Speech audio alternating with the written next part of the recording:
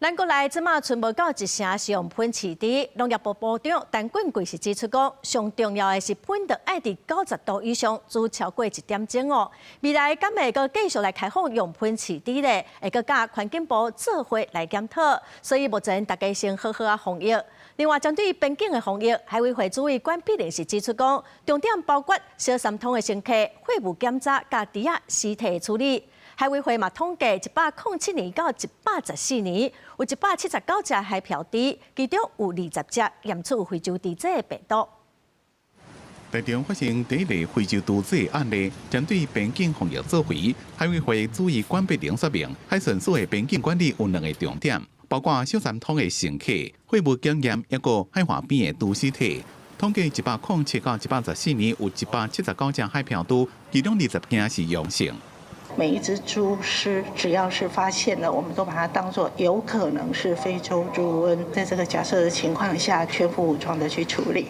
这边非洲猪这疫情，也和大家讨论是不是要禁止用喷饲猪。农业部长陈俊贵讲，喷上重要的是要确实的催煮加监管，一个加环境部做滚动式的检讨。厨余要不要去养猪？我想我们后续会去检讨。那现在这个时间点，最重要还是在防疫。不过，中央地方的疫调拢发现猪的死亡数目、感染的第一例出现的时间，这款疑点拢也未查清楚。陈俊贵讲，今仔日的开专家学者会议，查清楚规个过程。岸边查缉这个疑似有走私的船的时候，你们人数是否足够？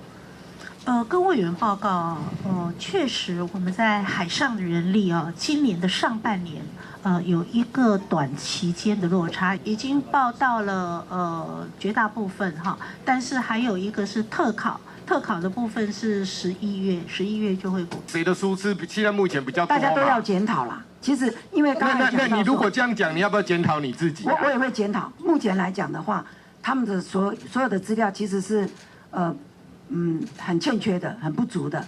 那有很多待厘清事项也没有厘清清楚。环境部统计，全台湾用喷饲猪的案件有435件，将规定申报上传喷除罪过程资料的有27件，申报率无到60%。研究要全面加装温度探检一个监视器，取代即卖人工上传相片或者是影片方式。记者综合报道。